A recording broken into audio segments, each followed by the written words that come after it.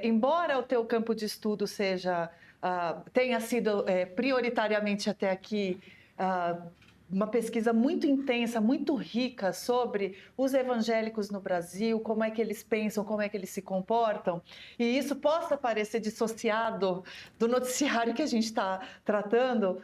Primeiro que não dá mais para falar de cenário político interno sem tratar dessa relação, mas mesmo olhando para Estados Unidos, para a Venezuela, a gente sabe como esses governos, diferentes governos, têm feito aproximações intensas com grupos diferentes, né, de eleitores, e tendo a religião como um dos motores dessas aproximações, dos discursos.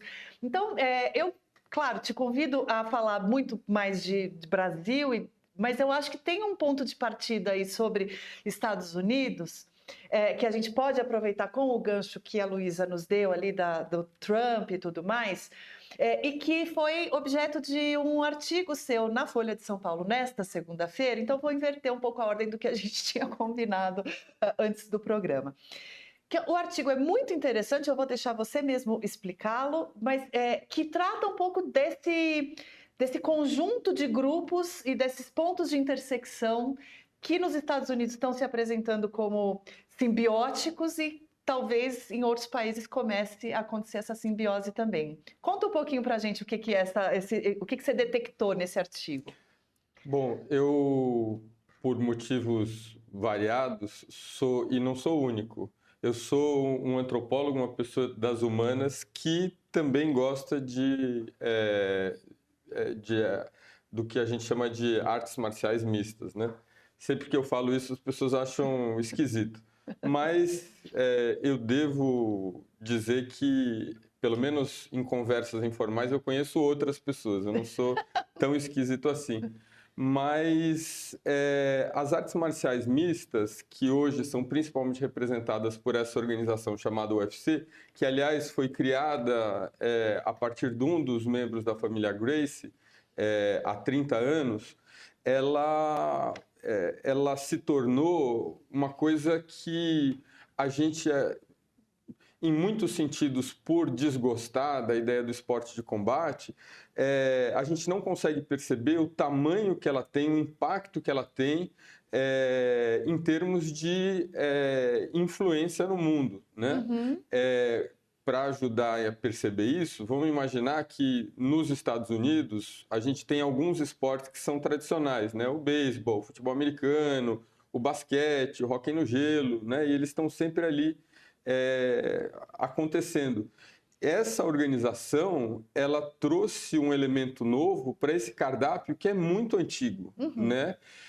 E ela fez isso ocupando um espaço vago deixado pelo boxe, que era, essa expressão dos esportes de combate que as pessoas acompanhavam, e inclusive, enfim, intelectuais. O Hemingway, para dar um exemplo, né, era um fanático, e muitos outros, né? Lord Byron, por exemplo, aí até mais atrás, e que recentemente, por N motivos, saiu de cena. O ponto de partida para o meu artigo é o fato de, no dia 2 de janeiro desse ano, o New York Times ter publicado esse seu podcast principal, que é o The Daily. Que é maravilhoso. Maravilhoso. Sobre o Dana White, que é o presidente do UFC, a pessoa que comprou o UFC há 25 anos e transformou, é o principal responsável por ter transformado o UFC numa empresa que ele comprou por 2 milhões de dólares e que hoje está avaliada em 12 bilhões de dólares, né? E que tem, para a gente ter uma ideia, um canal de streaming próprio, só para quem não acompanha, dimensionar qual é a influência, né? É muito bom esse contexto. Um canal de streaming próximo, ele tem parcerias, por exemplo, para transmissão de alguns eventos com a ESPN, nos Estados Unidos, que é uma emissora imensa, né?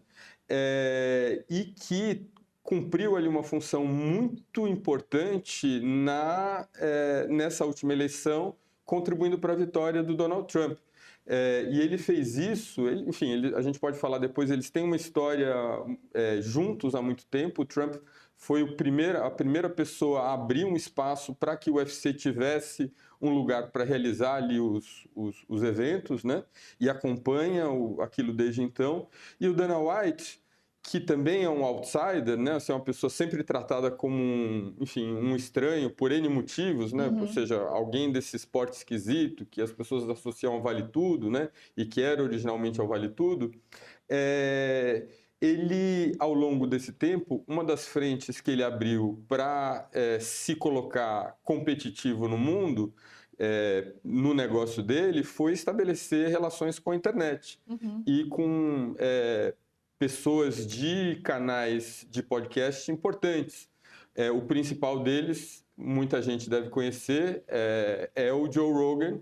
O Joe Rogan, para quem não conhece, é o dono do podcast mais popular do mundo, que tem mais pessoas, gente escutando.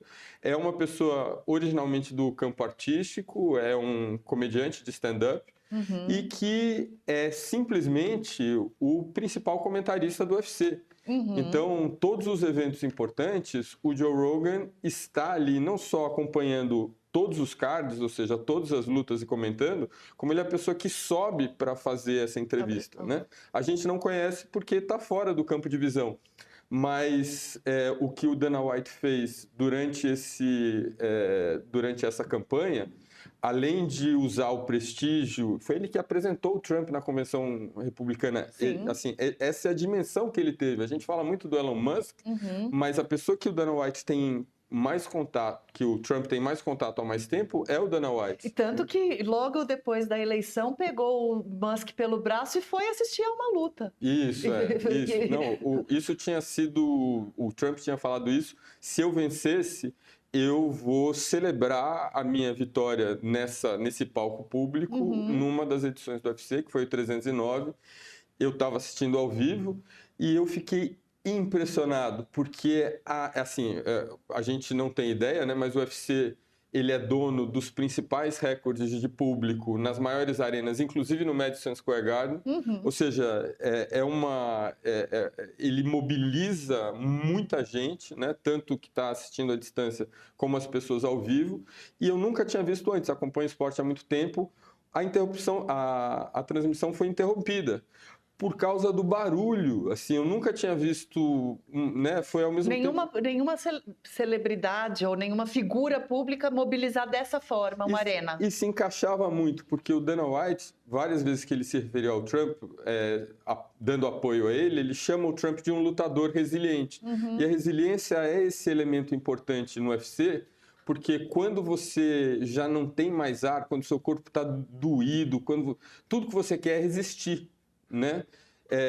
Tudo que você quer é desistir. Então é esse que eles chamam de dig deep, né? Que é ir dentro, no fundo de você, para conseguir aguentar esses momentos em que você está fragilizado, para se recuperar e vencer o combate. O principal atributo, junto com a fidelidade. Ele diz que o Trump é um amigo fiel, ou seja, nunca se esqueceu dele, e ao mesmo tempo é uma pessoa resiliente. E de fato, depois de 4 anos sendo processado e enfim, denunciado de todos os campos possíveis, dar essa volta por cima. Eu queria só deixar claro, parece que eu estou falando empolgado e como um apoiador do Trump, não sou, mas eu sou, como um antropólogo, uma pessoa interessada em fenômeno social, e é absolutamente incrível, né? Assim, essa aliança dele com Dana White, com uma pessoa que está fora da mídia, que é uma pessoa que, enfim, você me falou, nunca assistiu um UFC, e você é uma jornalista, ou seja, é um negócio que por muitos motivos está fora do nosso campo de visão e tem a capacidade de fazer isso, ou seja, de ter sido um elemento relevante para virar e confirmar e solidificar um processo de vitória do Trump contra um adversário que tinha o governo, né? Então é incrível o que ele fez, e o que Dana White fez basicamente foi usar as ferramentas de comunicação e as pessoas que ele tem no entorno dele, que são pessoas do YouTube e de podcasts. Desse ecossistema, né? Desse ecossistema, particularmente jovens, desinteressados pelo tema da política, que não são só jovens brancos, mas são jovens que a gente assiste o UFC. Muitas das principais estrelas do UFC são russos, são negros, são latino-americanos. O UFC enfim, é um palco mundial e atrai esses muitos públicos. Por exemplo, o público latino, né, que é um público que o Partido Democrata contava muito como se fosse um apoiador. Sim. E ao mobilizar essas pessoas, o Dana White, de alguma forma, contribuiu tanto para a vitória do Trump, que no primeiro discurso, quando está todo mundo falando do Elon Musk, imagina, né, o presidente eleito dos Estados Unidos, a primeira fala que ele está tendo, ele interrompe. Esse é o Trump. Ou seja, ele não é uma pessoa para bajular ninguém. Ele fala, eu tenho aqui o meu amigo Dana White, que vai falar algumas palavras. No discurso de abertura. E o Dana White chega... e basicamente o que ele faz é agradecer os podcasters e youtubers, basicamente. Isso. Então... E confirma, então, essa construção desse núcleo duro, por assim dizer, trumpista, que no teu artigo você chama de bolha masculina, porque envolve realmente figuras masculinas muito fortes e um discurso também de exaltação de virtudes por eles atribuídas, acima de tudo, aos homens, como uma forma de uni-los, de identidade mesmo, né? Eu queria te ouvir um pouco sobre isso, sobre esse aspecto, né, da masculinidade nesse grupo, e fazer a ponte, tentar fazer a ponte com os grupos religiosos também. De que forma, por exemplo, essa mensagem da resiliência, a teu ver, pode ressoar com quem enxerga na resiliência, talvez espiritual, não sei, uma virtude sobre-humana, uma virtude que pode elevar aos céus, eu não sei, enfim, não estou falando isso de forma jocosa, não, mas como algo realmente a ser valorizado, né? Será que isso é um ponto de contato? Não, demais, demais. É impressionante, por exemplo, acompanhar uma série de grandes estrelas do UFC hoje. Eu posso citar de cabeça, por exemplo, o Charles do Bronx Oliveira, que é um ex-campeão do UFC, ainda em atividade, um grande lutador, que é enfim, uma pessoa completamente aliada à favela, ao gueto, está sempre falando sobre a favela, e que todas as vezes que vence, ele traz para a entrevista que ele faz na sequência esse tipo de agradecimento a Jesus, a Deus. Eu não sei se ele é evangélico, talvez ele esteja dentro desse caldo, né, cristão, gospel, né, que é o caldo em que está a grande maioria dos brasileiros. Eu fiz trabalho de campo 18 meses num bairro de 20 mil habitantes e uma pessoa me falou que era ateu. Assim, não existe, mesmo quem não vai à igreja, é o Brasil, né? Assim, só quem é ateu no Brasil é intelectual. E isso contribui para a gente estar tão distante desse povo, né? Porque a gente acha a religião uma bobagem, sustos, né? Isso. Sustos de... Mas o Charles é um exemplo de muitos que usam o palco do UFC para falar sobre esse elemento importante que tem a ver com a trajetória do atleta, mas tem a ver também com a trajetória do empreendedor. Ou seja, o UFC e o esporte de combate, a gente pensa que o UFC é uma coisa nova, né? Mas o esporte de combate é um esporte principalmente com apelo popular, profundamente popular, e que tem essa conexão popular porque ele, de alguma forma, representa a experiência de vida da pessoa popular, trabalhadora, né? Ou seja, é uma pessoa que é um sobrevivente, que está o tempo todo ali frente a frente com a possibilidade de morrer, ou de apanhar, ou de ser assaltado, ou de brigar com o vizinho, ou de alguém tirar uma faca. Ou seja, esse tipo de experiência do combate corporal é uma coisa com muito poder de atrair a atenção desse grupo e também, curiosamente, com o que você está falando, né? Com alguns grupos evangélicos, né? Ou seja, tanto pelo elemento do esporte, ou seja, a possibilidade da vitória. Não sei se você lembra, na Olimpíada do ano passado, depois de esporte, eu acho que a segunda palavra mais falada no Brasil era Deus e Jesus. Ou seja, a quantidade de medalhistas brasileiros, Sim. né? A gente teve uma atleta acho que da dança olímpica, que falou em línguas durante a transmissão, né? Uma coisa que a gente não tinha visto. Falar línguas é falar em línguas estranhas, enfim, a língua dos anjos. A gente viu a Rebeca falando de Jesus, ela cristã, a gente viu Molina falando de Jesus, né? E tem esse aspecto místico, mas tem muito um elemento protestante aí da batalha, da disciplina, de você abrir mão das coisas para conseguir o nosso medalhista da marcha olímpica, como que é o nome dele? Ai. Evangélico também. Essa eu vou ter que googlar porque vou confessar a minha falta de memória. Então tem esse elemento da camada popular, tem o elemento cristão que está associado também à vitória, e tem o elemento que você estava falando comigo antes, e que eu achei incrível você ter apontado. Caio Bonfim. O elemento incrível que você estava falando também, que é a relação com o tema do empreendedorismo, né? Ou seja, esses youtubers e podcasters são empreendedores, eles estão fora do ambiente tradicional da mídia, eles criam o próprio negócio. E muita gente que observa com atenção esse fenômeno, como fãs principalmente, entendem que esse tipo de combate corporal direto, ele é também uma outra maneira de você representar o que você como empreendedor vive, porque você vai para viver ou morrer, você está ali.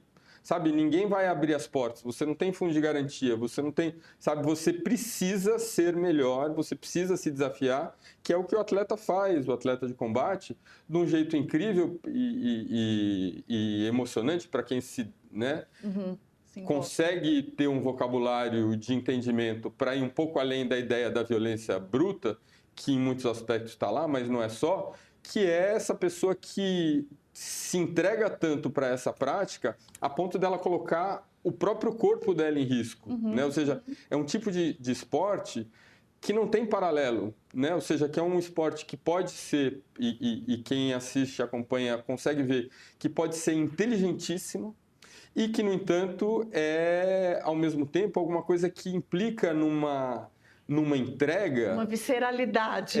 Ou seja, em termos de sofrimento físico, eventualmente até de traumas de outro nível, que lembra muito o que é a vida do empreendedor, né? Para as pessoas que conhecem isso. Então, e em cima dessas três camadas, né? A camada do mundo popular, que são eleitores do Trump, a camada dos evangélicos, também eleitores do Trump, a camada dos empreendedores, e o Trump é o cara do programa, do reality sobre esse assunto, ou seja, está tudo conectado. Você tem ainda esse elemento muito importante que você falou agora há pouco da masculinidade, né? Ou seja, o homem que até muito recentemente era o pai de família, o provedor, era uma pessoa que era respeitada socialmente e que hoje, em muitos aspectos, é visto como o homem branco, enfim, o inimigo. Sempre que você... ou muito frequentemente quando você fala de masculinidade hoje, você fala de um jeito crítico, né? A masculinidade tóxica, você fala do patriarcado, né? Então essa é uma pessoa que se enxergava como alguém que fazia muitos sacrifícios, ou pode se enxergar como alguém... O Pedro Doria fez uma coluna bonita sobre isso, falando sobre esse assunto exatamente, né? E que, no entanto, hoje se vê abandonado pela instituição, né? Pelo establishment, né? Eu sou aqui o culpado, só faltam me levar para a prisão, né? Assim, eu tenho todas as culpas e o que eu estava fazendo aqui, enfim, cada um no seu entendimento era tentar ser o melhor que eu aprendi a ser naquele momento. E isso junta muito o UFC e tem muito diálogo com o que a gente vive no Brasil, né? A gente estava falando antes. O UFC é uma empresa criada por um brasileiro a partir de uma arte marcial brasileira, né, que é o Brazilian Jiu-Jitsu, né, o Jiu-Jitsu da família Gracie, e que tem muito eco aqui, ou seja, além de uma audiência imensa, porque tem estrelas do UFC, o Anderson Silva talvez a mais conhecida de quem é um pouco mais velho, o Poatan Pereira, que é, enfim, um monstro incrível, né, um lutador aqui do ABC, um borracheiro, que nos leva a considerar seriamente o quanto nós estamos, estando afastados desse assunto, capazes de fazer interpretações importantes para daqui a 2 anos, Aham, né, pois na é. eleição presidencial. Pois né? é.